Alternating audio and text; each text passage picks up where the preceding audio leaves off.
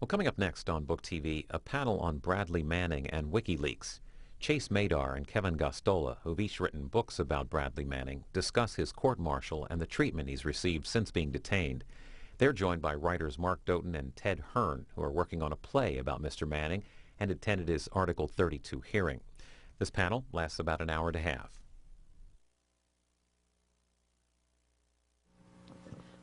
Thank you so much for coming. We are very, very excited about this panel tonight. There are no four people who are more conversant with the most up-to-date aspects of Bradley Manning's case or the depth and complexity of the war logs and diplomatic cables that he released than our speakers tonight. So I'm very excited to introduce Chase Madar, who is the author of Passion of Bradley Manning, which is from OR Books over there on the back table. We'll be selling copies afterwards. And we're lucky to have Ted Hearn, a composer, and Mark Doughton, a librettist, who are composing an opera, is that the accurate word to use, about Manning, and have attended his Article 32 hearing in Fort Meade. And from Chicago, we have Kevin Gosztola, who is probably well known to a lot of people in this room as a blogger on The Dissenter on Firedog Lake, and has been to all of the Manning pretrial hearings and will continue to attend them. There are some starting Wednesday of this week, with the actual trial beginning in September. And just so you know, Book TV is filming this to be aired, so please be aware of the cameras, and if and when you want to ask a question during the question and answer, please come up to this microphone so that they'll get the audio of you for Book TV. Book TV is aired on C-SPAN 2. So with that, I'm going to give it to Chase, and then we're going to hear from Kevin, and then we're going to come back to New York for Ted and Mark. Thank you. Thank you, Elise Harris, and everyone else here at Brecht Forum. I'm thrilled to be on a panel here tonight with such a great crew of first-rate and truly necessary journalists, Kevin Gosztola on the TV monitor there, and then with the team of Mark Doughton and Ted Hearn, who are giving the already operatic story of Bradley Manning and Wikileaks the treatment it deserves, and I really look forward to seeing it. My name is Chase Madar. I'm an attorney and author of a new book, The Passion of Bradley Manning. And those of you who are here probably have some sense of who Bradley Manning is, but I'm going to tell you anyway. He is a 24-year-old U.S. Army private first class from the small town of Crescent, Oklahoma, and he is accused of being the WikiLeaks source inside the U.S. military, the guy who supplied WikiLeaks with the Afghan war logs, with the Iraq war logs, with the State Department cables, with the Guantanamo files, and with, most famously, the collateral murder video, so-called, that helicopter gunsight camera video that shows a U.S. Apache gunship opening fire on a crowd of mostly civilians in a Baghdad suburb in July of 2007. Now, much has been written about Bradley Manning's motives, or alleged motives, for his alleged leak.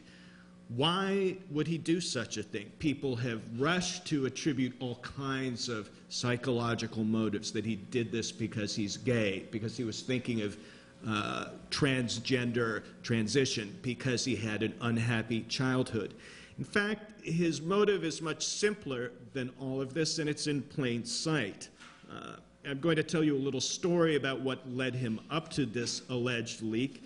Bradley Manning was working in Army intelligence in Iraq, and he was tasked with looking into the arrest by the Iraqi Federal Police of nonviolent protesters who had been handing out a pamphlet that looked into corruption in the Iraqi government. Now, Bradley Manning was concerned about the arrest of such nonviolent protesters because the Iraqi authorities had maintained their longstanding habit of torturing prisoners and detainees even after the U.S. invasion and occupation. This is very well documented in the Iraq war logs, as a matter of fact. And Manning brought his concerns up the chain of command about what might happen to these nonviolent protesters who had been detained by the Iraqi Federal Police. And his superior allegedly told him just to shut up and get back to work, rounding up more prisoners for the Iraqi authorities. And this brought about a change of heart, a change of mind in the young private who had believed that Operation Iraqi Freedom had something to do with Iraqi freedom. And his response was to start allegedly leaking things. And he's very plain about his motives in the instant message chat logs that have been published, but not yet verified with the guy who would later turn him in to the authorities. Bradley Manning says in these chat logs, "I want people to see the truth, regardless of who they are, because without information, you cannot make informed decisions as a public." Manning also said that he hoped the leaks would lead to, quote, "hopefully worldwide discussion, debates, and reforms." Now, I fail to see what is so objectionable about this spirit and what is so objectionable about the alleged acts that were motivated by this. And I wrote a book about this. Now, I am not a reader or a writer of one-note protest books. And in one of the things that attracted me to the subject was that there's so much that is counterintuitive and surprising about it. Counterintuitive and surprising even to a left-of-center audience. And I'm going to tell you very quickly about 3 counterintuitive phenomena that are part of WikiLeaks and the story of Bradley Manning. Now, if you've read about this story at all, you've probably read or you've heard that Bradley Manning and WikiLeaks are utopian idealists, that Manning was treated like an enemy combatant for his alleged deeds, and that the disclosures uncover war crimes or strong evidence of war crimes. These sounded all fairly non-controversial. I think all 3 of these assertions are false, and I'm going to tell you why very quickly. First, the assertion that Private First Class Manning and WikiLeaks are on an idealistic and utopian quest for total transparency. This is a meme that's gotten a lot of play. The New Yorker ran a profile of Julian Assange a couple of years ago with the subtitle, "The Quest for Total Transparency." And many American pundits and intellectuals have taken the bait and used this as an excuse to rail against the threat of total transparency, how this is crazy, how it's utopian. Utopian in our political discourse always being a synonym or a euphemism for idiotic or moronic. But are Bradley Manning and WikiLeaks really leading us down some slippery slope to something like total transparency? Is this really their goal? Have they even come close to achieving it? I want to give you the lay of the land on secrecy and transparency in this country, and I think that'll answer the question. Today, Washington classifies some 77 million documents a year. 77 million documents a year. We might ask ourselves, are we even close to something like total transparency if we are classifying 77 million documents a year? Declassification moves at a geological pace in our country. It was only last year that the National Security Agency finished declassifying documents from the War of 1812. That is a time lag of 2 centuries. So I have to ask, is it at all realistic or is it legit to fret or freak out about the slippery slope to total transparency? I really think not. Let me put it into further perspective. What Bradley Manning is alleged to have leaked, it's the biggest leak in U.S. history, it is still less than 1% of what Washington classifies every year. I'm going to repeat that. What Bradley Manning is alleged to have leaked is less than 1% of what Washington classifies in any given year. So we are really far away from total transparency or any kind of threat or too much transparency. Furthermore, not a single document that Manning is alleged to have leaked is ranked top secret, and only 6% of them are classified as secret. A great many of the leaks, like the helicopter video and more than half of the diplomatic cables, were not classified in any way whatsoever. Now, I think it doesn't make a whole lot of sense to see the leakage of these documents about U.S. statecraft as some kind of utopian idealistic act. I think it's much more accurate to label these as a very practical, realistic, problem-solving acts, as a solution to a foreign policy that has been a disaster over the past 10 years, if not longer. And our foreign policy has been a disaster in large part because of the extreme government secrecy that has choked off important public debate. When your country has launched a foolish and destructive war caused in large part by government secrecy, distortion, and lies, as the Iraq War surely was, massive leaks in the absence of any legal alternative are just simply a good, efficient way to get the truth out. The Iraq War has killed well over 100,000 Iraqi civilians, over 4,500 U.S. soldiers, and it has cost the U.S. Treasury some $3.7 trillion. These are the wages of our current regimen of extreme government secrecy. This is a system that has tremendous costs to it that have not been adequately weighed by our pundits and our intellectuals. So to get information out on this scale is not utopian, it's not even particularly noble or idealistic, it's just a practical way to avoid further disasters. About Wikileaks, their mission statement, if anyone cares to read it, is not a utopian manifesto. It quotes from our Bill of Rights and from Supreme Court decisions, okay? There's nothing about any kind of global revolutionary uprising. There's nothing radical that I can see, for better or for worse, in their statement of purpose.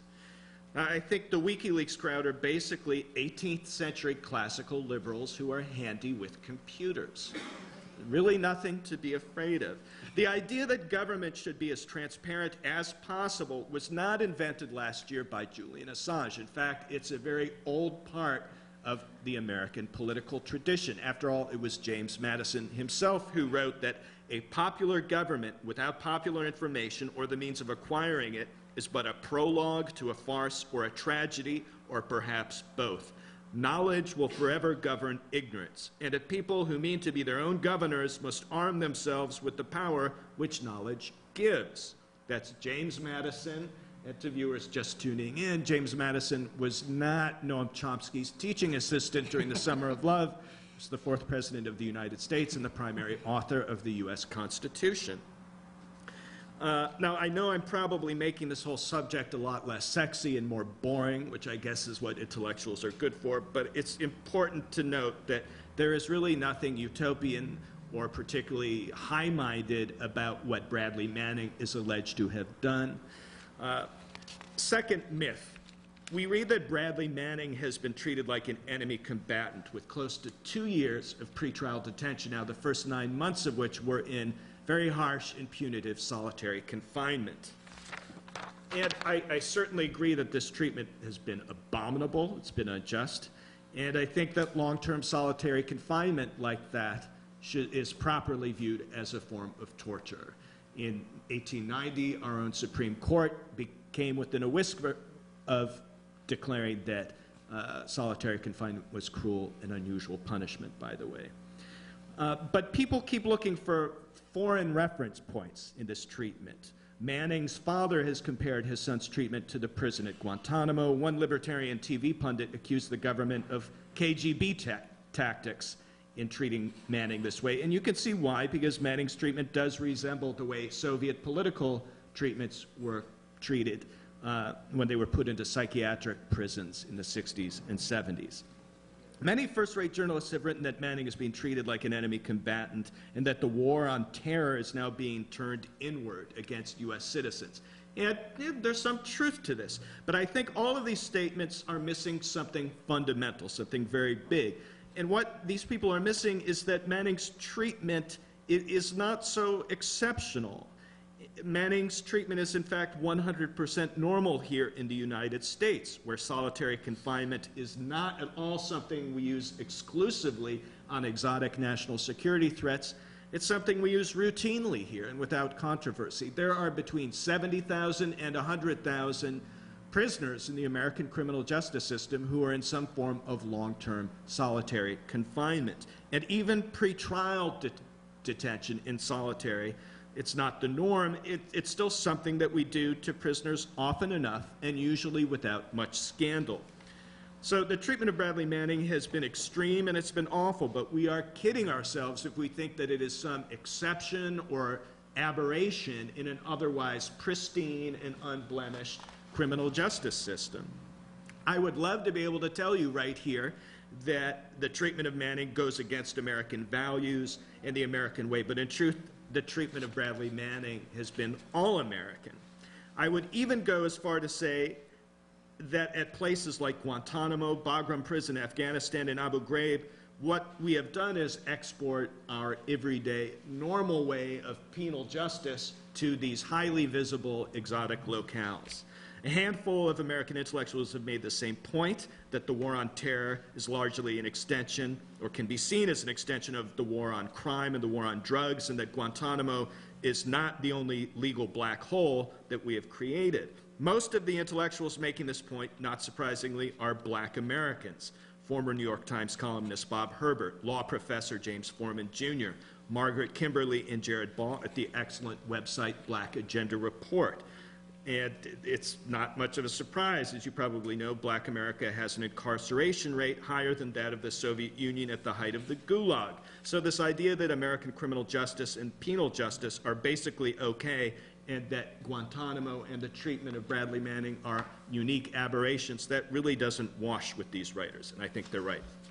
Last, you often read, and I've even written it myself, that Bradley Manning has uncovered evidence of war crimes. This makes some intuitive sense. I mean, look at the collateral murder video, the helicopter gunship video. It's really a gruesome sight. Through the gun sight view of an Apache helicopter, 1.5 miles up in the air, you see what happens when it opens fire on a group of unsuspecting people, mostly civilians, but a few of them were armed. And some of the civilians included a couple of Reuters news agency employees. The helicopter shoots a lot of the wounded, and when an unmarked van comes by to pick up the wounded and take them to safety, that gets shot to pieces too, killing the driver and wounding some young children who were inside that van. So it's a massacre, it's slaughter. How can it not be a war crime? Well, it turns out that the laws of armed conflict, the laws of war, aren't exactly what we might like to think they are. There is international law on both sides of this massacre, and most of it turns out to be, I'm sorry to say, on the side of the helicopter gunship crew. The laws of armed conflict here and often elsewhere are on the side of soldiers who open fire on civilians. That's just not my opinion alone. It's essential to note that after this video came out, and it's the most famous battlefield atrocity since the My Lai massacre, I would venture to say, the big three human rights groups responded with silence. Amnesty International said nothing about this. Neither did Human Rights Watch, neither did Human Rights First, even though their business is calling out violations of the laws of armed conflict. Now, what gives? I talked to employees of all three of these organizations, and they told me, and a couple of them sounded somewhat embarrassed, that the reason that they responded with silence is because this atrocity was perfectly legal under the laws of armed conflict as we know them. Now, stay with me here. I don't mean this as a justification of the massacre or as an excuse for it, but I think it's essential to note that that the laws of armed conflict were not written by an angel choir or by a group of desert saints. They were written by the attorneys of great military powers. Many intellectuals, particularly liberals, have this bizarre faith in international law in general and the laws of war in particular. I think it's time we lost some of our faith in this. We have this strange idea that war is amenable to regulation by law and can be turned into a surgical instrument of humanitarian therapy. Most, if not all of the time, this is false. And when civilians get killed in war, we like to think it wasn't actually the war that killed them, but it was war crimes or some deviation from the way war is supposed to be fought. that's not really the case. The slaughter of civilians, as long as there's really any semi-plausible military rationale that can be attached to it, however weakly, is most of the time perfectly legal under the laws of armed conflict. And that lesson is important as any other that the WikiLeaks disclosures have taught us. Thank you.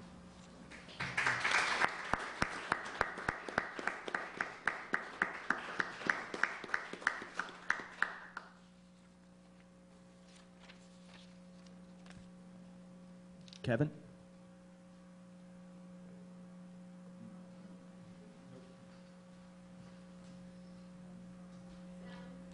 We should tell him you can't hear him. We can't hear you. We're gonna fiddle with the sound.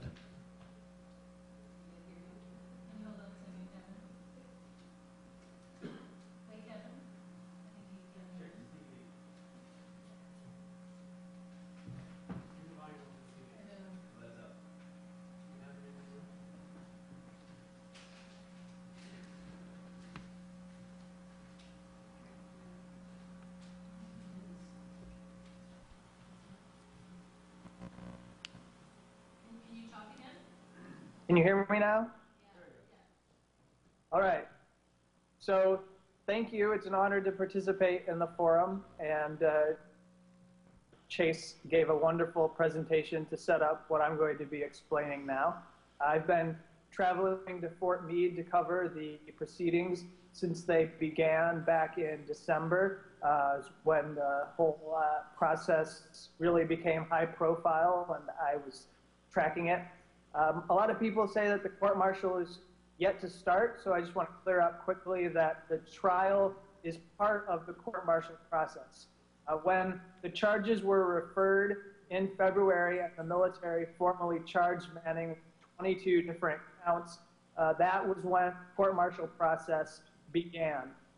And so I want to talk about a little bit about how the, well, first let me share that I'm a plaintiff in a lawsuit. And one of the key issues that we have with this case right now, I can share about how I've been covering the proceedings, because when I go there, I show up to a media center, I sit in a center, and I get a feed. It's a video feed that shows what is happening inside of the courtroom. And inside the courtroom, I can see, I can see David Coombs, I can see Bradley Manning. David Coombs is Bradley Manning's lawyer, and I see the judge. And this is how I view the proceedings. And people ask me, why haven't you been inside the courtroom? Because they think, as a reporter, it would be good to be inside the courtroom. Well, let me just share with you that right now, the penchant for secrecy that our government has is so bad that in this high-profile case, we are not allowed to see and access court orders. We're not allowed to access defense or prosecution motions. And that makes the job that I'm doing as a reporter, it makes my job as somebody who's working to inform the public actually much more difficult, because when I hear something in the courtroom, I have one chance to actually put that information down and then get it to you. And after it's said by the judge, and she says it, mind you, they know the game they're playing. So the judge is reading all these things into the record very quickly. And she does this because they don't want to release the documents. So she reads all these documents really quickly, and I have to scramble, like a hamster on a wheel to keep up. And I put this information down, and then that's what I have to report. And I put together my news stories like everybody else in the room. And so the thing of it is that in the cases of 9/11 terror suspects, you, the public, and people in the press can actually go online and you can see what happened that day, and you can read the transcripts. But in the cases of Bradley Manning, he doesn't even have that right. He doesn't have that right to transparency, and that complicates what I'm trying to do. So at this moment, I have not been in the courtroom, and I wanted to make that clear to people that this is the scale of secrecy that we have the government responding to with this case. Now, charges against Bradley Manning break down into 3 sets. You essentially have a number of charges, I think it's about 15 or 16 charges that happen to relate to offending the decorum of the military, because apparently our military thinks that if you expose what they are actually doing, that it offends their decorum of the military. So that is what they have charged Bradley Manning with. They also have charged him with 5 or 6 counts, I believe, of unauthorized downloading. So this has to do with the software that he's accused of using to do the alleged leaks to transfer the documents to WikiLeaks. And he has the one egregious charge, which I will get to in more depth, and that is the aiding the enemy charge, which is a federal offense, and it comes with the death penalty, the possibility of charging him with the death penalty. And of course, right now, the government is saying that they will not attach the death penalty to him. They won't sentence him to death, but we take the government at their word. And so let me just get into now several key issues that have arisen in these proceedings so far. So right now we have the issue of the withholding of evidence. There are 250,000 documents that pertain to WikiLeaks that the government has in its possession that they have identified and which they are refusing to turn over to the defense. And David Coombs has been diligently working since, at least since before the pretrial hearing in December, the Article 32 hearing that was held. He's been working to get these released under basic discovery of evidence rules, and they have been able to get very little. He's gotten a few pages. He's recently talked about having some documents that come from the FBI that are actually redacted and censored. And he believes that, of course, that information is being improperly censored. And so one of the things that they've struggled with is getting these to be produced so that they can use them to formulate the case. And what is important for the audience here to understand is that these damage assessment reports are reports that are written by people who are known as original classification authorities. And they are the ones who are tasked with making determinations about the nature of the information and whether, if released, they would actually pose a risk to national security. And then in the aftermath of an event like this, they can make a report and determination about whether there is, in fact, any harm that was done by the leaks.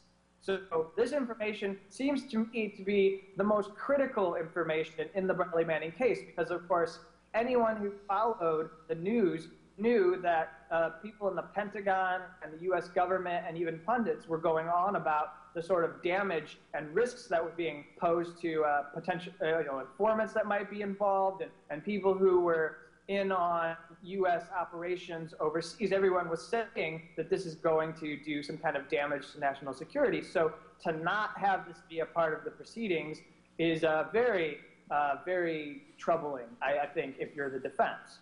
And the defense has even said, we don't know what magic language we have to use to get you to turn these documents over, because anyone who's familiar with freedom of information requests might know that they're using sort of system that if you don't use the right term, we're not going to give you the information. So Coombs has basically had to make up language for, make up descriptions and terms for papers and documents, just so that he can be sure that he captures and mentions everything that the government could possibly have in their possession that could help Manning as a client in this case, because they're hiding assessment reports, they're hiding investigative files.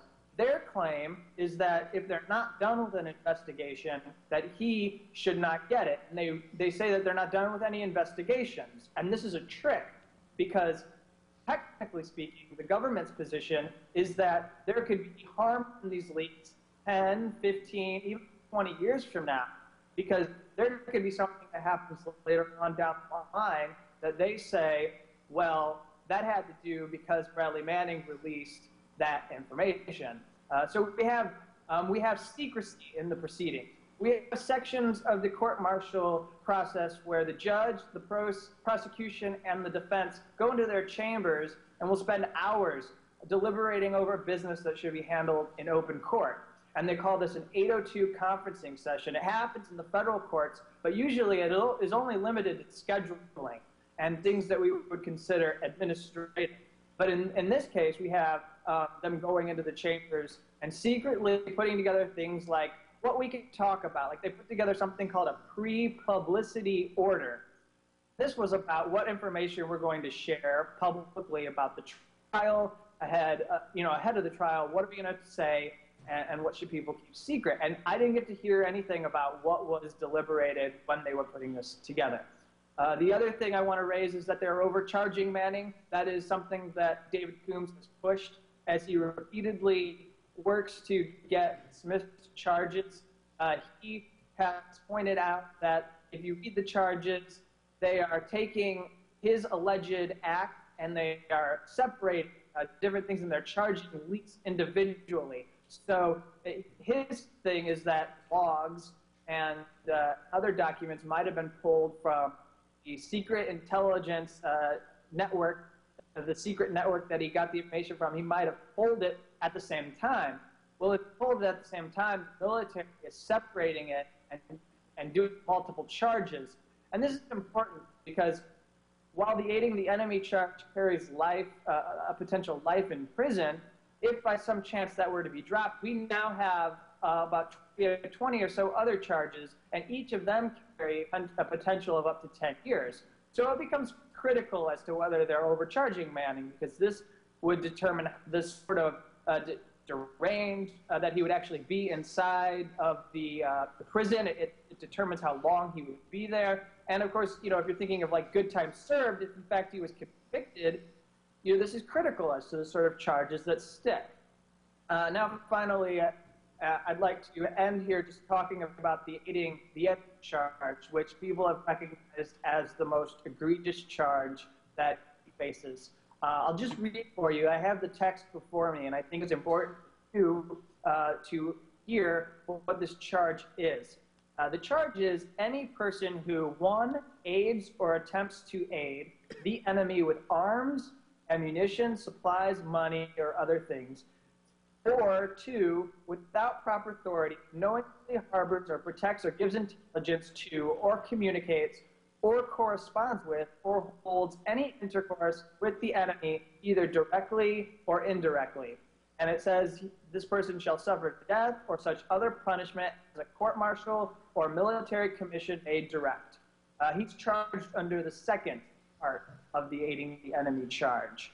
And of course, one of the things that has been very alarming about this charge is the way that it's interpreted seems to be an extension of the Obama administration's war on whistleblowing, in that it would basically, it grants the military the power to come down on soldiers for sharing what is happening in their unit, not sharing troop operations, but talking about things that they might want to share with the press if they were having issues.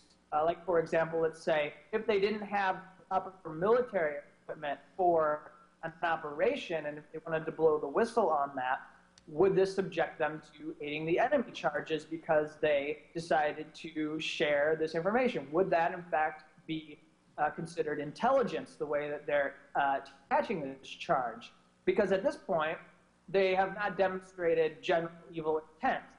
And in fact, the government believes that they do not have to demonstrate evil intent in order to charge Manning with aiding the enemy. What they say is that Bradley Manning knew that Wikileaks regularly accessed the Wikileaks website, and having that knowledge, which they have to demonstrate in order to charge him, but having that knowledge means he aided the enemy. Now, what are they talking about? Well, during a hearing in December, the government showed a PowerPoint presentation. And in that PowerPoint presentation, which he had been asked to produce because he had violated security procedures, because he had not practiced good information security and had put videos on Facebook that used terms that the government considered to violate classified information and so forth, he was told he had to make a PowerPoint presentation. And in this presentation, he made a statement and said that one of the places the enemy could go to get intelligence about the United States could help the enemy was Wikileaks.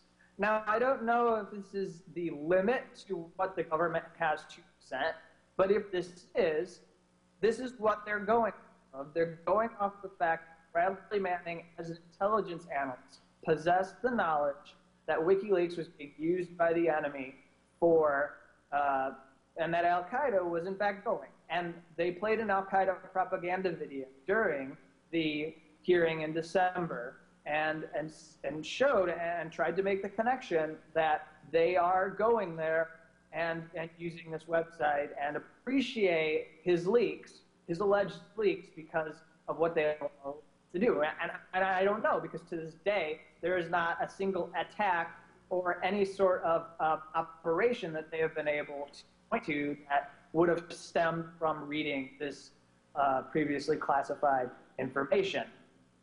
So finally, I just want to say that supporters of Bradley Manning have had a lot of, I think they've been conflicted over following the court-martial process, because many of them believe it's a done deal, that Bradley Manning is in fact going to be convicted and sentenced, and many of them have used language like he's going to be sent to a gulag, and what exactly can we do to help him?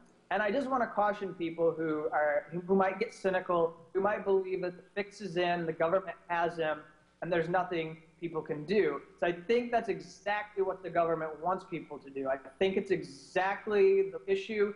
I think the issue is that they want to complicate this process. They want to make it difficult for people to follow. They want people to get tangled in the legal cobwebs and not know what is exactly being done when the defense is complaining about not having access to evidence. They want you to feel dizzy and not sure of what's exactly going on and whether it's right or wrong.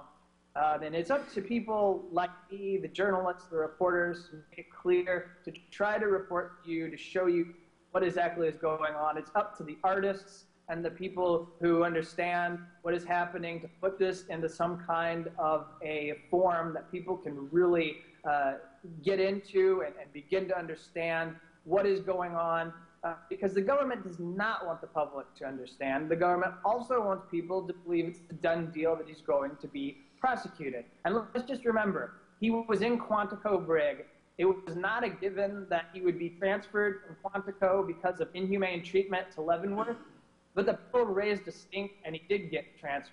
So I think that the sort of activism, sort of protest, the people actually raising their voice, whether it's out in public or whether it's even in cyberspace, actually will make some kind of difference.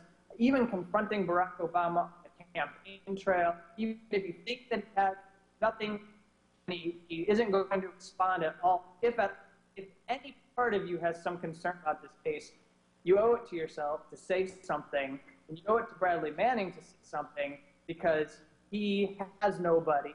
He's held in isolation. He's in a cocoon, and he's he needs people. And people speak up. It could have an impact. He could charges drop, and that will make a difference in the future of Bradley Manning.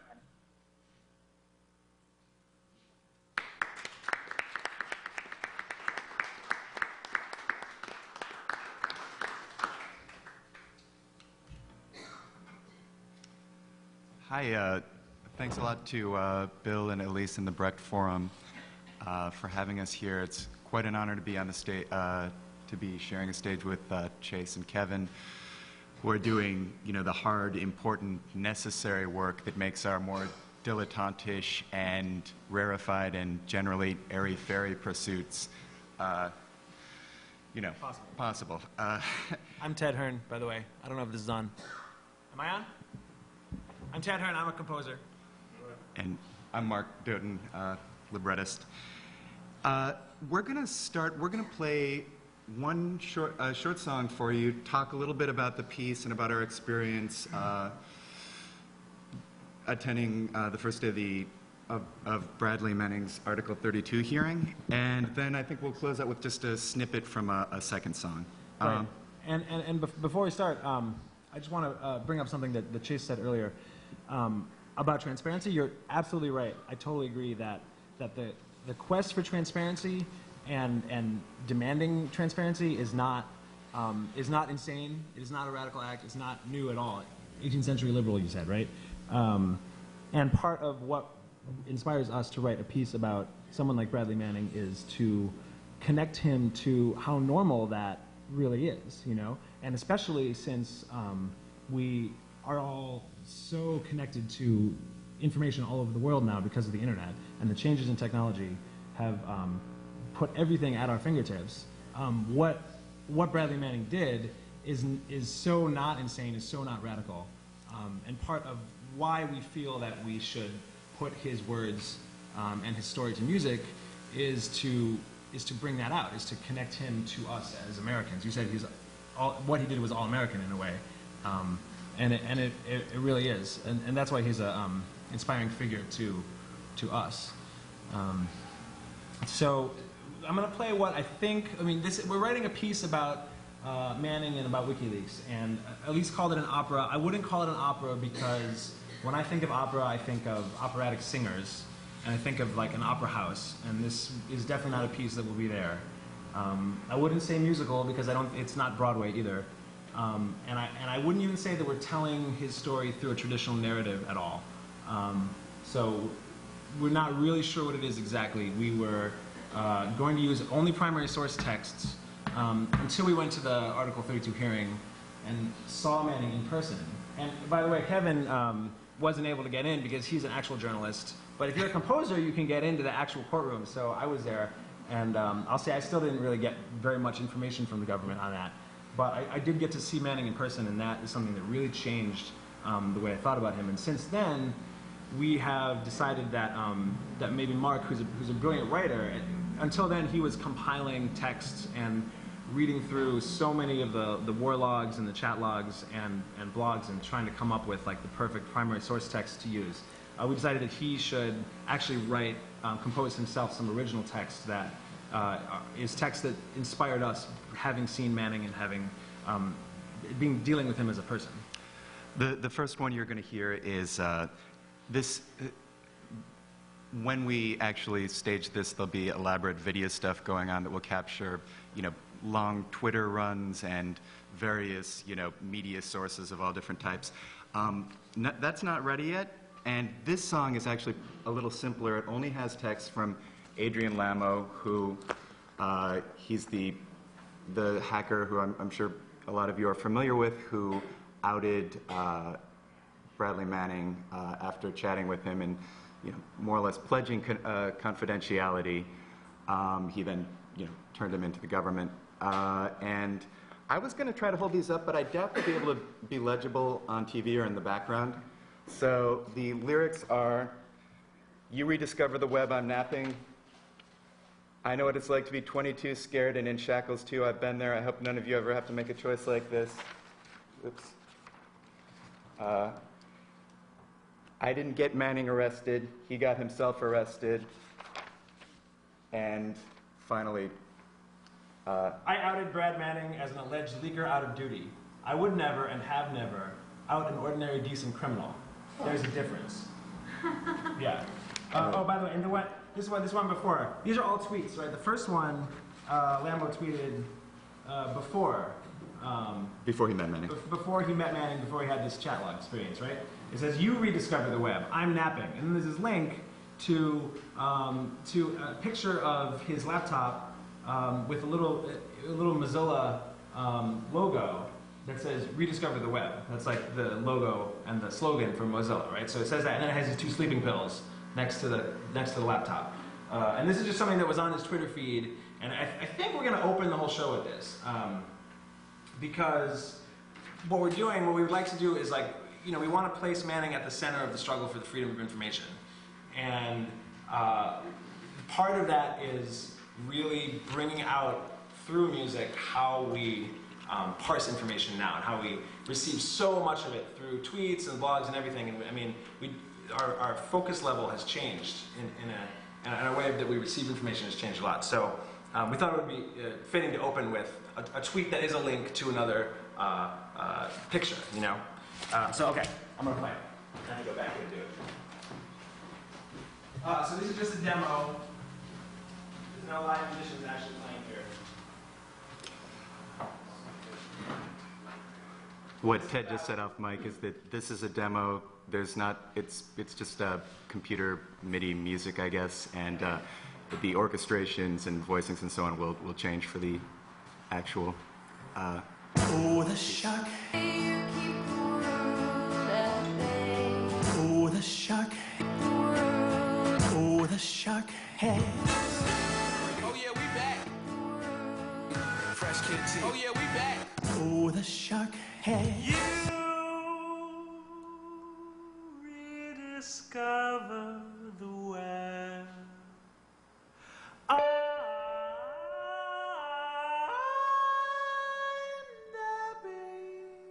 My guest tonight, a very funny comedian and actor. Know him from Knocked Up, Oh, the Superbad. shock. His film is Get. My first kiss with Roberto on the wire was unlike any other kiss I've ever had. and I'll be strong enough to try. Know what it's like to be 22, scared in shackles too. I've been there. I hope none of you ever have to make a choice. Oh yeah, we back.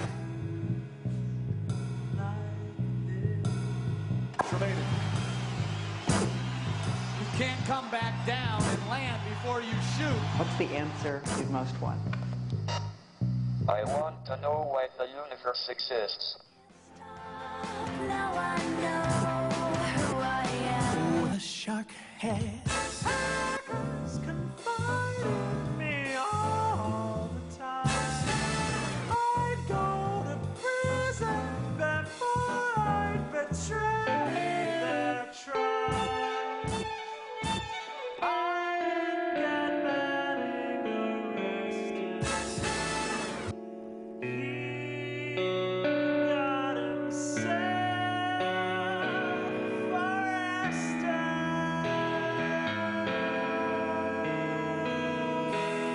I don't pay for the meter. I remember I was strong enough to.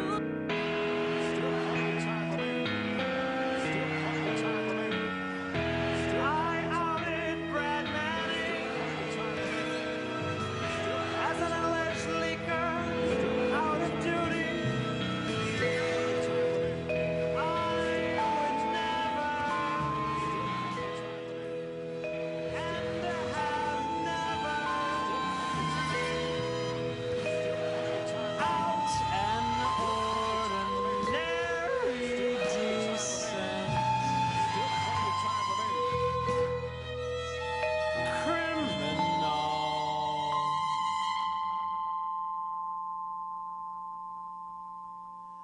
There's a difference.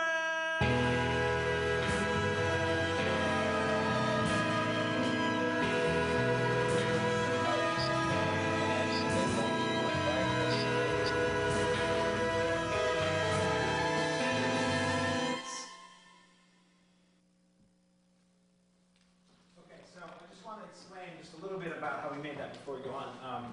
The idea, I know it's very disorienting because of all the different source material, but the idea is that each one of those clips comes from something that was released in the media during that day of that tweet. So you have a bunch of different, oh, sorry. I'm just talking in the mic. Okay, so you have a bunch of different clips that come from that time. So one of them, the thing that opens it, which is very fitting, I think, is a Clay Aiken song. He did a cover of Mac the Knife, which of course is Bertolt Brecht and Kurt Weill as a cover of that. So he just sings "Oh the Shark," and you're left to determine like what that means. And so we're thinking that each one of these clips might be accompanied by like a flash of video that shows that. And you also see like the NBA finals are going on then, so you heard some clip from that. There was an interview with Stephen Hawking that was aired on ABC at that time. So I just took the little clip. That's when you hear him say, "I want to know why the universe exists."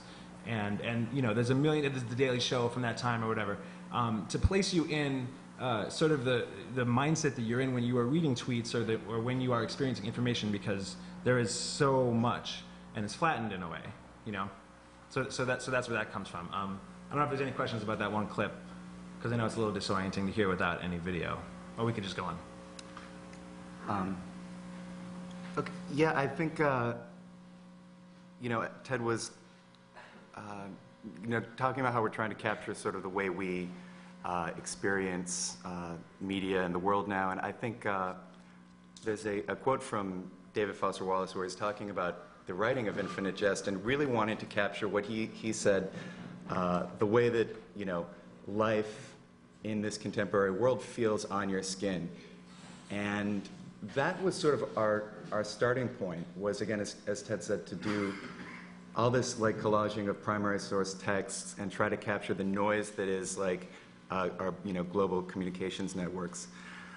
Then when we went to Fort Meade for the first day of the Article 32 hearings last December, I found that experience, I think we both found it very interesting and surprising, and I think one of the things that I found interesting and powerful was that I think as Chase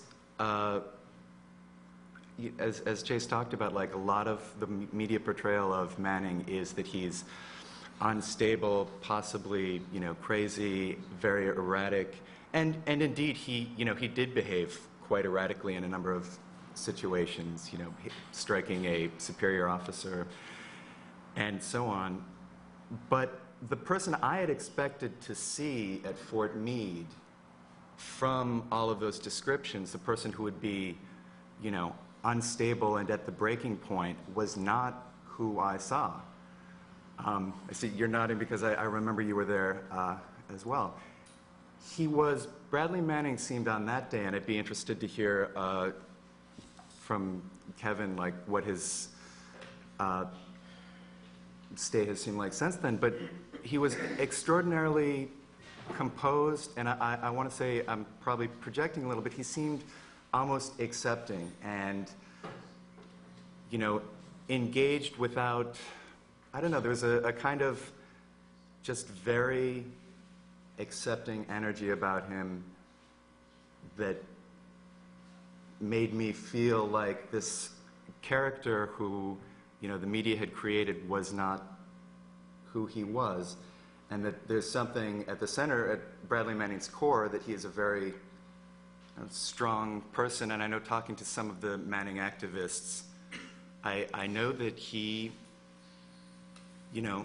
does draw strength from the effect that his actions have had, alleged actions, have had on the world, and it was definitely something to behold, and that is when I think we decided to shift from a more Assange or more generally focused piece to something that would track more closely with Manning himself. Mm-hmm. That's right.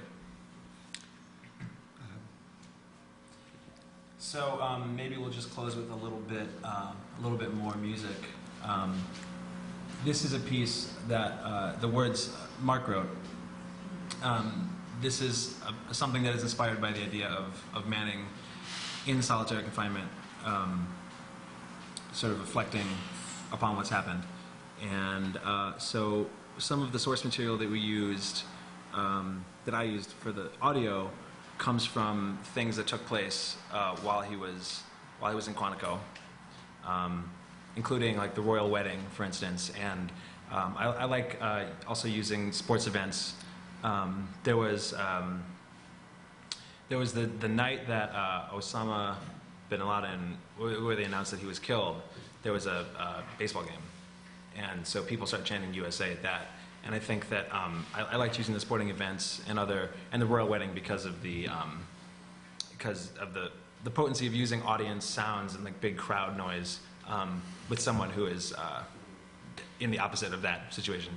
And then also we used audio from protests around the Arab Spring, because, as you know, the documents that were leaked, especially the diplomatic cables, very much led to, or if not led, they certainly had a strong influence, particularly in Tunisia, which is, I think, where this crowd sound noise comes from, right? Yeah. All right, let's hear it. Okay.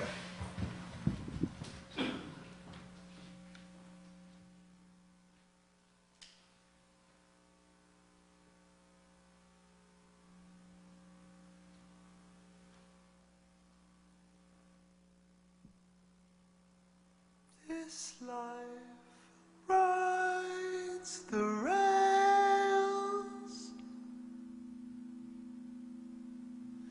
It disappears.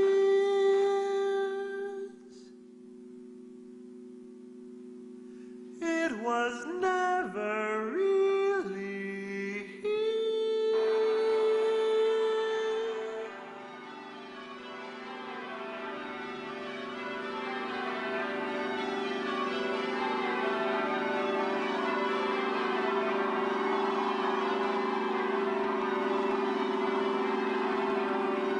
This life rides the rails. It disappears. It was never really here.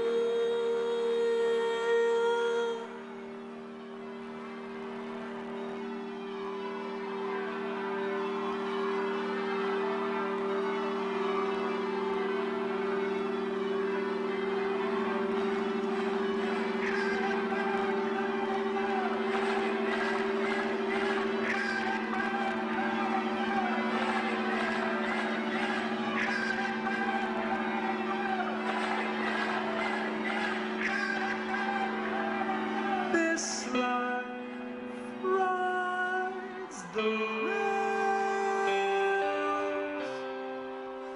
It disappears. It was never really here. These eyes blink like street lights. Now they're gone. Were the street lights ever on?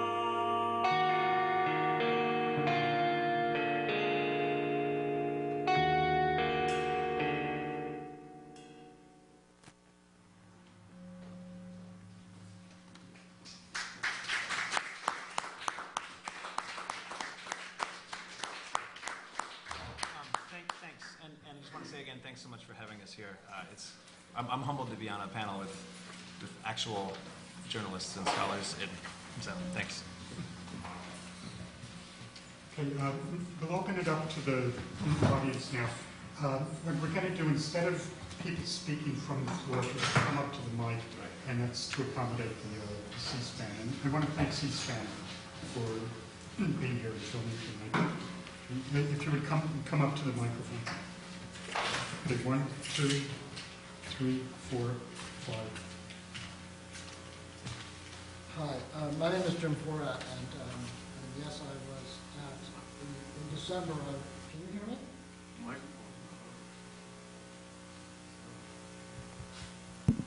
I think one of the extraordinary things that everyone misses, the way the media has been reporting this, is the physical presentation of Bradley Manning, and you actually touched on.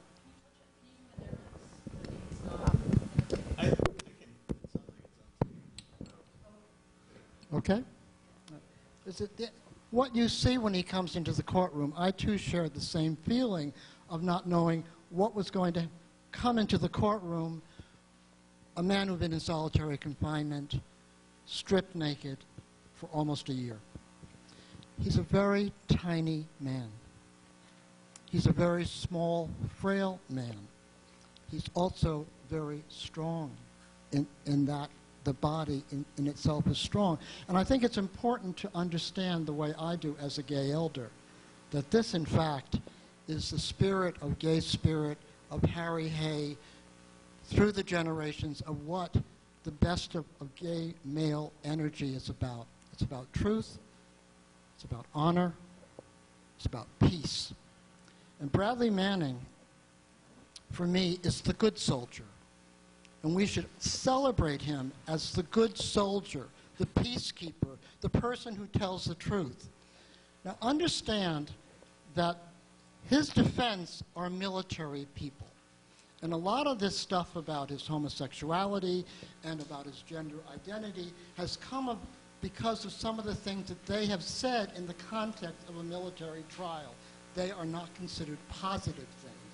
They are considered excuses for maybe why he did what he's alleged to have done. And I will tell you, if you're 5'1" and weigh what he weighs, and you are in the bastion of masculinity, your gender expression is probably going to be perceived by all those other men and women as quite different. But internally, this is a strong person who stood up to the government. Julian Assange's lawyers were also there. They were not given any special privileges, as you know. They were sitting in the courtroom because they felt that this was a setup to, when Julian Assange would finally be put on trial, that they were going to break this young soldier, and he was going to speak against him. And what we all saw, and what you all need to tell your friends, is this young soldier was not broken. How many of you could have done a year in solitary confinement, stripped naked, no contact, and being demonized in the media as crazy, disturbed, dysfunctional? This is the way it was reported on PBS. If you look at that Frontline story, which is really disgraceful reporting. Anyway, I just wanted to frame it out a little bit more. Now, it's not the most important thing is not his sexual orientation or his gender identity. But the most important thing is he is a whistleblower who told the truth, and therefore is a hero, should be a hero to all people. I was shocked to be in that demonstration outside of the courtroom after the day was over, that Ron Paul people were there. And it was very hard for me to have this discussion with Ron Paul people, and I videotaped some of it. It was very strange. But in fact, they got the basic reason that they was there is that this is freedom of expression and transparency, and that's what we all need to unify around, not about these other things that the tabloid media makes into sensational items. Thank you.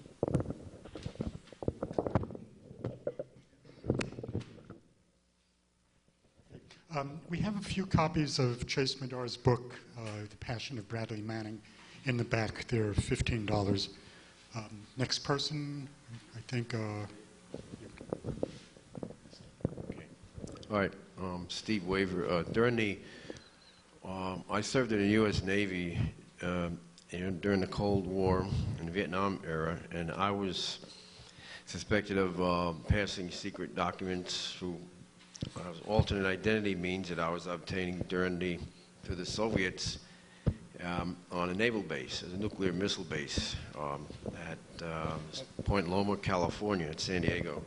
And I can understand what Bradley Manning has gone through in terms of what you said, an 18th century philosopher who said there's always going to be what did you say? That this is the same thing wrapped up in a different package throughout the centuries. And its point is, there's always going to be people who go against the grain, speak truth to power, and there always will. And while they didn't find anything on me, and I've been in prison in solitary almost under the same conditions he has. When I don't compare myself to him, he's done a far greater thing, and I haven't. There are times when you have to speak truth to power. Okay, and basically what I was doing in the Navy, again, was obtaining alternate identity documents just to get under another name. Okay, they thought I was like a Benedict Arnold traitor to America. Same thing wrapped up in a different package. But there's people in the audience who can identify with this. But see, we didn't come in on the same ship, we're still in the same boat together in terms of our experience. So if you have an idea for the blog or the web to put it on, to aid in what he's doing, at least in understanding it, okay, then welcome to it. Thank you.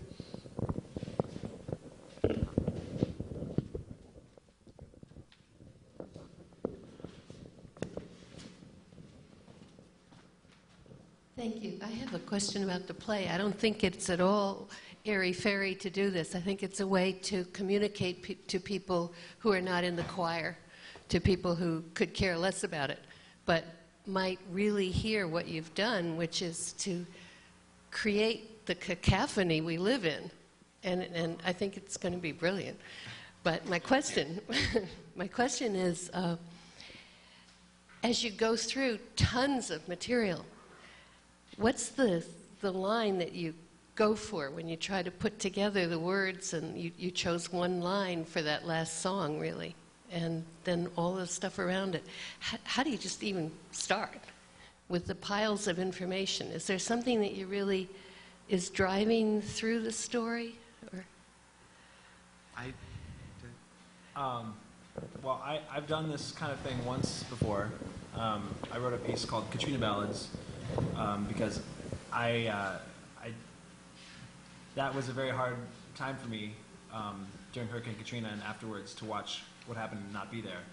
And so I took primary source texts from the media around that. And so I'm trying to go for the same kind of thing. There's so much more text here, you know, and there's not the Hurricane Katrina after that, you know, you saw these things in the media, and that was a small amount of time, and this is something that fans out over years and years. So it's more difficult, and we've struggled with how to do that because, and that's a part of the piece too, you know, because that's another thing. I was always surprised that when these warlogs came out, there's such a horrible amount of damning information in there, and you'd think that that stuff is out and like, okay, now people are going to mobilize, and you know, it's like war is wrong. Of course, that's never going to happen, but also like, also it's just too much information for anyone to read, and you know, like, and so you know, we rely on like the New York Times or whatever to cull through it, and that's another filter, and so yeah. Go ahead. I think we've had that problem, and I think there's a number of kind of rejected song lyrics that haven't worked. But like looking through the Iraq war logs, there's online you can find a Google Fusion chart that has every single death in Iraq, and it lists where it was, how many people were killed, whether they were Iraqi, you know, enemy combatants, coalition forces, etc. And I mean, I was using, at that point, I was just trying to cut through, just using geometric patterns and pull stuff out based on that. I mean, mathematical progressions, because there's simply no way. I mean, you know, I read many thousands of those, but ultimately, part of I think one of the central things of the leak is the sheer size destroys like our ability to comprehend it. And this is, Glenn Greenwald hits this pretty often on his blog, or did at the time of the Iraq war logs, but for the media it's much easier to turn it into a personality driven narrative. Is Assange a bad guy or a really bad guy? Instead of considering what is contained in those war logs and what are the you know, moral and ethical dimensions, and what does it mean about the United States and what we're doing over there. Yeah, so I think for us ultimately it's going to come down to a cross section between something that shows the breadth of the information and how we process it, and the very words and phrases that like just move us as artists, you know. And we, yeah, I'll leave it at that. Maybe talk after. I don't want to go on too long. Thank you. Yeah. I'll just pass the bus.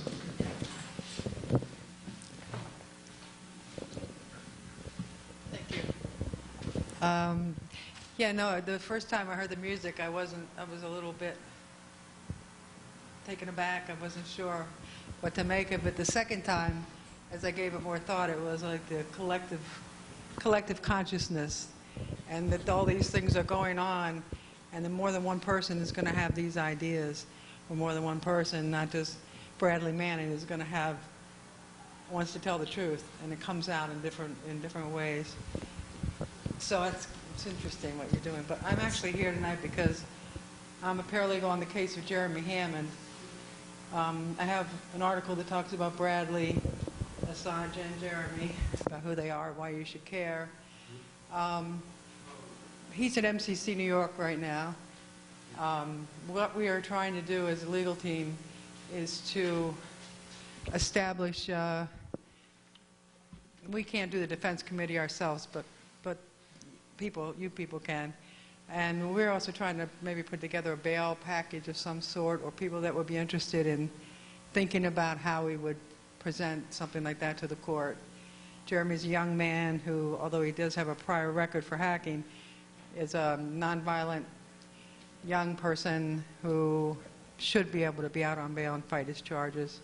So I've got my card attached to some literature here, people to take, get in touch with me, and we'll send a network and try to not just do something for Jeremy, but that's my main goal, is to work on his behalf.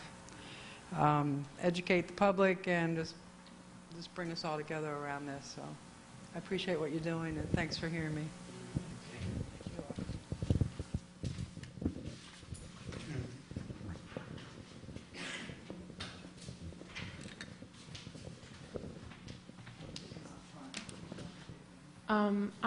I'm directing a play about Bradley Manning, and I wanted to ask, well, and I am using primary sources, and I kind of wanted to ask about the chat logs, because when you were talking about quoting Manning's sort of awakening of conscience in Iraq, that's straight from the chat logs, and from what I understand, it's kind of what the government has to go against Manning. And so the veracity of the chat logs and how that's, I mean, I personally don't feel like having a gender identity issue makes you crazy or anything. Like, I think that it's an interesting character study, and the chat log has so much information. And like you said about being a gay spirit and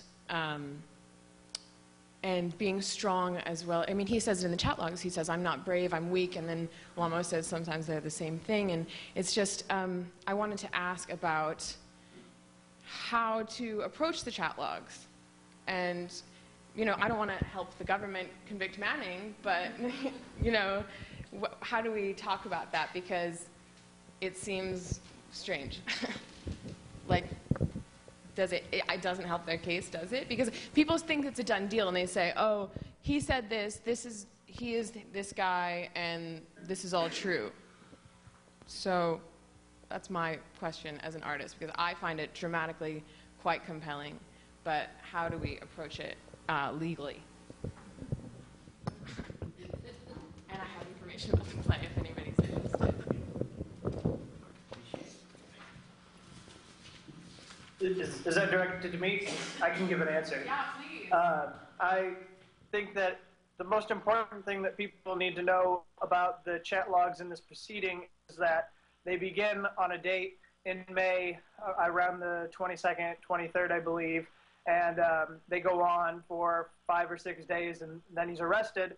And what you need to know is that the hacker who was chatting with him, named Adrian Lamo, actually goes to the authorities after talking to him for only about a day, I believe, and turns Bradley Manning in and lets him know that he's talking to somebody he believes is in the military who is going to release classified information. Now, what happens then?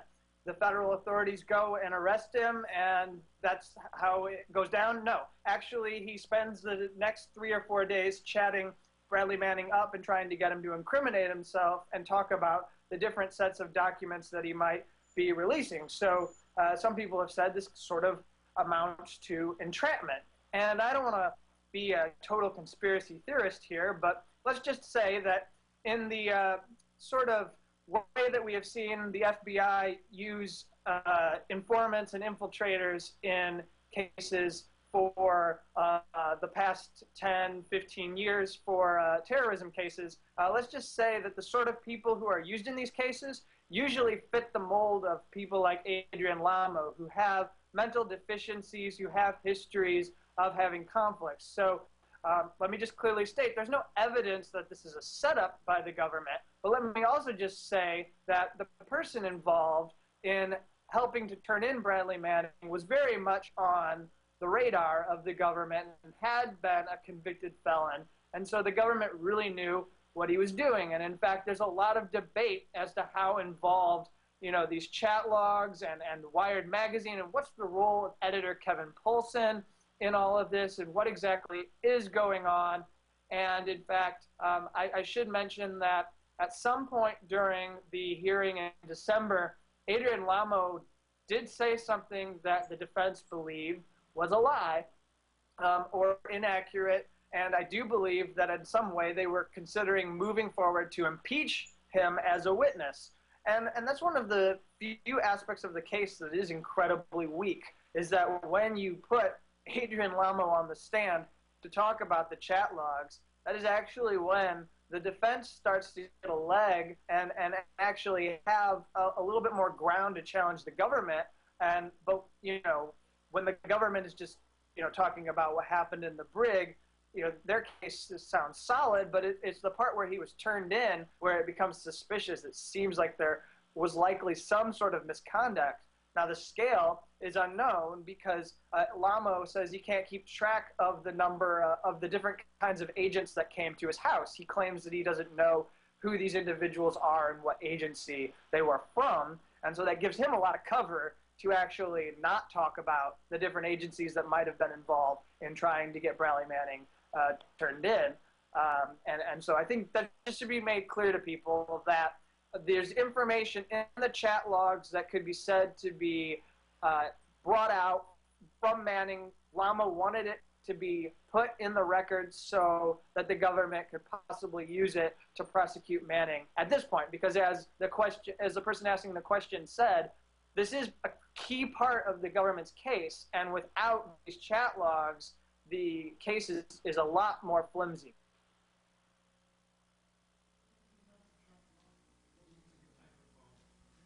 You'd have to, if you could make it quick. If you would comment on the chat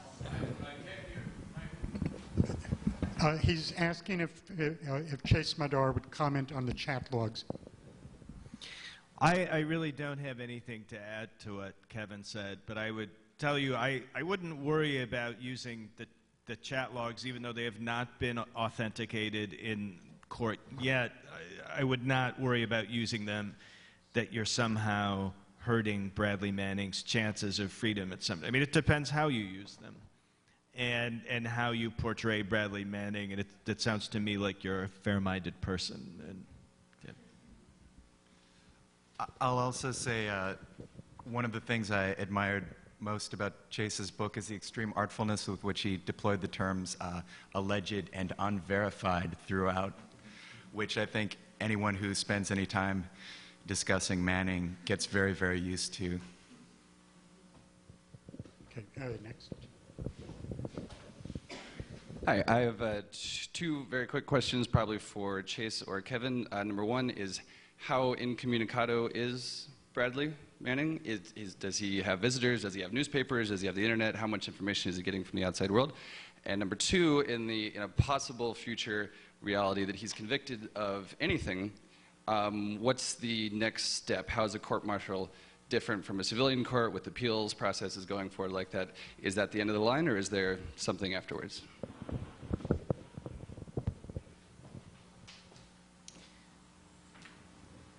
Well, you gonna take it, Chase? Okay, do you want to do the first one, or take a first stab at it, and then I'll go next? Okay. Well, so I know that he was asking about whether he's being held incommunicado, and it sounds like he's in a lot better conditions since he's been moved from Quantico to Leavenworth. I know some people still say that he's being inhumanely treated, but I don't really have any evidence before me to show that he's being abused in Leavenworth, so I think we should be happy about that, although we know that the government does conceal the way that they handle prisoners. So there could be something that's going on, but so far his lawyer hasn't raised any issues, so let's presume that he is being treated pretty fairly. And then I can quickly answer the second question, which is to say that this case has the possibility of being appealed and moved on to the Supreme Court at some point. But and maybe Chase would have some more to add about all of this. Yeah, about the court-martial and how that system might differ from a civilian trial in the regular federal court system. I know many people have expressed concern that because this is a military court that it cannot possibly be fair, the inference being that it would likely be more fair in a civilian court. I don't think that's necessarily the case. In the past 10 years, we have seen civilian courts, federal courts hand down incredibly harsh, draconian sentences when it's at all related to national security. The Holy Land Foundation, this kid who was a student at Brooklyn College who got busted for under materially supporting terrorists because he was storing socks and raincoats in his apartment in London that so-called friend of his who turned out to be an agent provocateur asked if he could store these at this apartment on the way to what he said was going to be an Al-Qaeda training facility. And this kid who said, yeah, sure, got 20 years. And I think a military jury might be more serious about its duties when it comes to the aiding the enemy charges and perhaps even be more ready to dismiss them for the nonsense that they are. So I'm not entirely pessimistic about the fact that it's a court-martial. There has been undue command influence when President Obama declared Manning guilty. He certainly should not have said that. I don't think that's going to have really such a giant impact, to be perfectly frank, on how the jury deliberates, though. Thank you. There are so many things about this trial that are completely disgusting and outrageous, from the abuse of technology and the jacking up of charges against this young man. But the thing that, and I commend you for using your creativity to try to get some popular popular concern up, because he's floating under the radar in spite of the fact that the National Lawyers Guild and the Center for Constitutional Rights is trying to draw attention to the trial, which should be actually called a mistrial, and military justice is proving itself to be completely unjust. But what I don't understand is that they're turning this into a sideshow and a cult of personality, and President Obama is right there in the front. He dismissed that guy Crowley, who said that this, the way the young man is being treated is pointless and stupid, which it is. But what I don't understand is that his attorneys are not drawing some attention to the fact that both these wars in Afghanistan and Iraq are completely illegal, and that according to the Army Field Manual, somebody who is in military service not only has the right but the responsibility to expose illegal orders. And he has been given, he's not only been put in a position to pass on this so-called intelligence that has to do with blatantly illegal actions, and he probably is kicking himself that he waited so long to expose it to the public.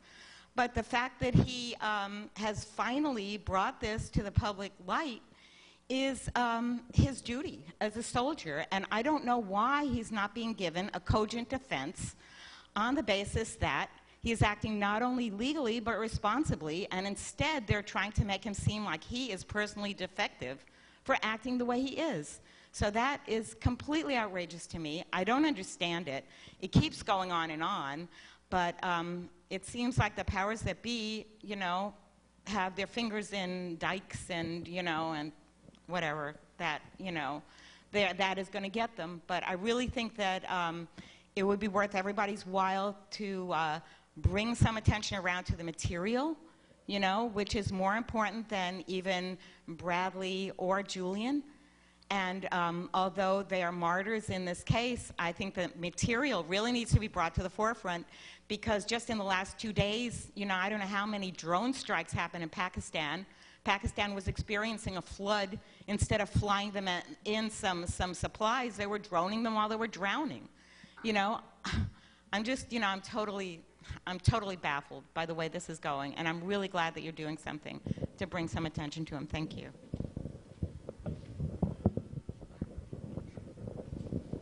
Kevin, you want to take a first whack? Yeah, well, it seems like I have a little responsibility here to inform you just to why the defense has taken the strategy it has taken so far.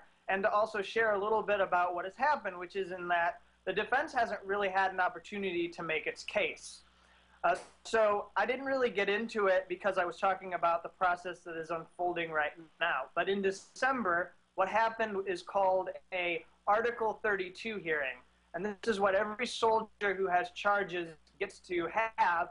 It basically puts a responsibility on the prosecution or government to prove that it has evidence for each of the charges that it wants to bring against you. So in the case of Bradley Manning, there were 22 charges on the table, and in December, the prosecution presented all the evidence that it wanted to prove that these 22 charges should be referred to a court-martial.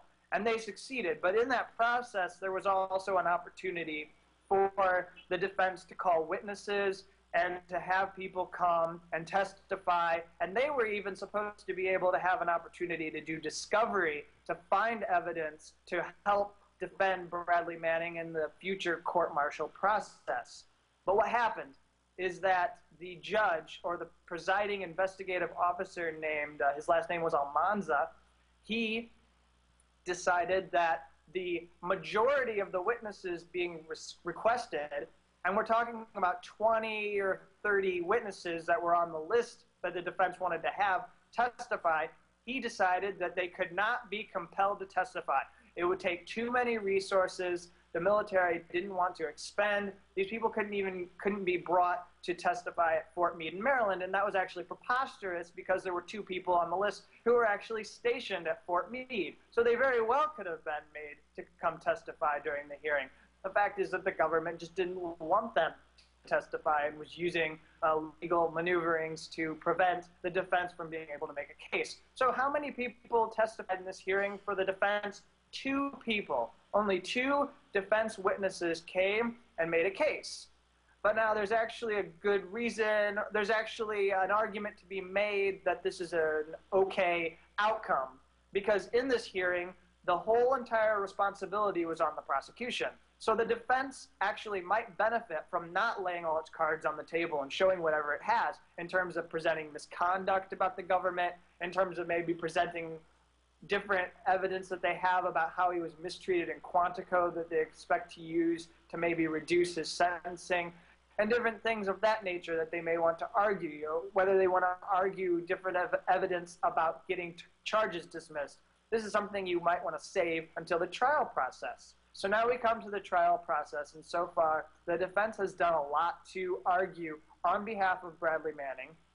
And I also wanted to say that I think that what he's doing is just maybe smart. It's more restraint. I mean, I recognize that supporters have an issue with the way that he's not out there and being a showman and talking up the wars and everything, but I also don't think that that means that he isn't fairly representing Bradley Manning and admitting that Bradley Manning did the act because he's a whistleblower. In fact, during the hearing in December, in the closing argument, one of the few times where we actually had Coombs stray away from the evidence in the case and talk just in general about Bradley Manning as a person, you know, he basically gave a summary and said that here was a young man with a strong moral compass. And he also added that in your early 20s, you believe you can make a difference, and that's a good thing. And in your early 20s, when your president says, yes, we can, you actually believe that.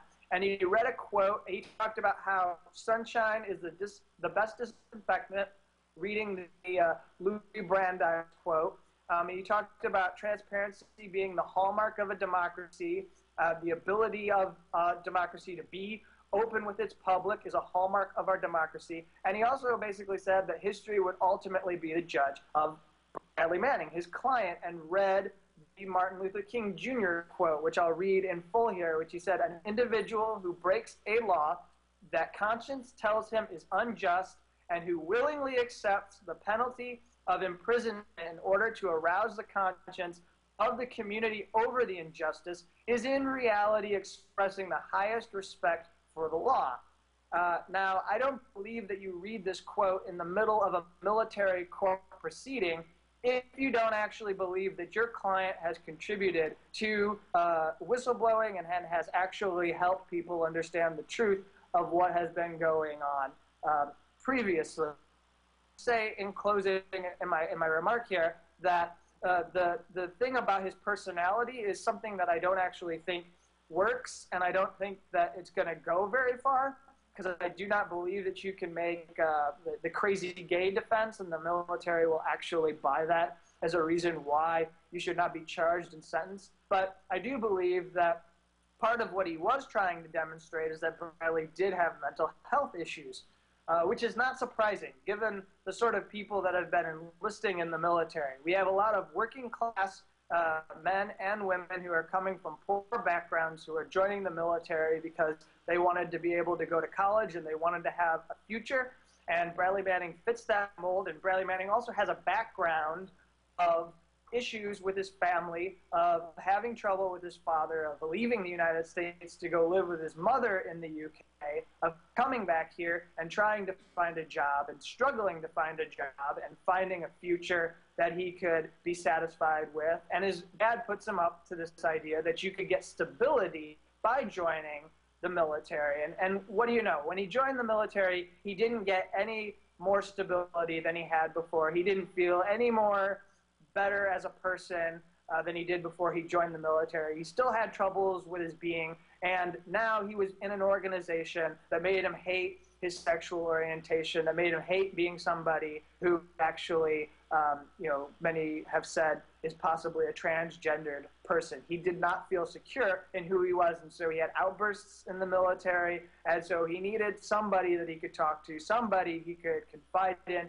but that is not the place for somebody who has mental health issues in the military. Of course, no superior officer has time for that, because we know that the military is for killing people, for going and launching military operations and being engaged in combat. And you don't have time for the sort of sensitive issues that are raised. We even see this with the soldier Ethan McCord in the Collateral Murder video, whose superior officer told him after he saved he saved 2 children, that he basically had to get the sand out of his vagina and stop being a pussy. I mean, this is the sort of macho attitude inside the military, the sort of thing that was probably problematic for Bradley Manning as a person. And so this thing about his personality, this is, by the way, a liberal argument. The right-wing argument is that Bradley Manning leaked classified information and violated security, and transparency is something that we can't have because government needs to exist in secrecy to conduct national security. The liberal argument is that, well, we support transparency, but this soldier was crazy gay and had mental health issues and probably shouldn't have never been in the military in the first place, which is very condescending towards Bradley Manning. It's also very condescending towards other people in the military who may be grappling with these issues and may want to blow the whistle on something that they have seen. Okay, were there any other comments? Okay, one quick one on Wikileaks. Following on to what I said earlier in my case about the U.S. Navy with leaked secret documents during the Cold War, there could be a blog, will be contraction of the words WikiLeaks and YouTube called WikiTube concerning the same thing as a spin-off in terms of this and related issues. In other words, once the word gets out, as G. Gordon Liddy said in his memoir Will of the Watergate fame, he said, once the toothpaste is out of the tube, it's awfully hard to get it back in again. And like the man said, there's multiple sources of information that cannot be in a neural network, that is to say, be stopped or work from, shall we say, stopped from promoting. And once it gets in the mind of a person, you have the person. They can never unlearn it again. Okay, thank you. Okay. Would any of the panelists want to do a final summing up? No? Okay, one more very quick comment, and then we'll close. I think it's important that the public realizes how the military has embraced many soldiers, many veterans have come out and supported Bradley Manning as a soldier, as a good soldier.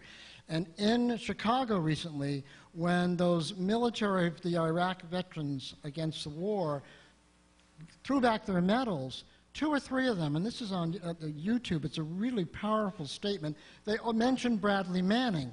So the issue of transgender or gender expression, why can't a good soldier be someone whose gender expression may not be John Wayne? I don't get it, and I think it's a diversion, and we should stop playing into their hands by even talking about it in that way. And I say that respectfully, Kevin, to what you said, because you were very powerful there, but we get distracted with this kind of tabloidization of who Bradley Manning is. He is a whistleblower and a hero. Okay, once again, we have copies of the book, The Passion of Bradley Manning, in the back. They're $15. We have 3 more sessions each Monday this month, June 11th, 18th, and 25th. Spread the word. We hope you can come out.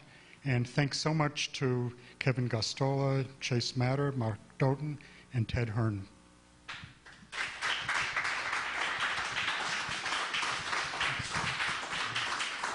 And thanks to C-SPAN for filming this too.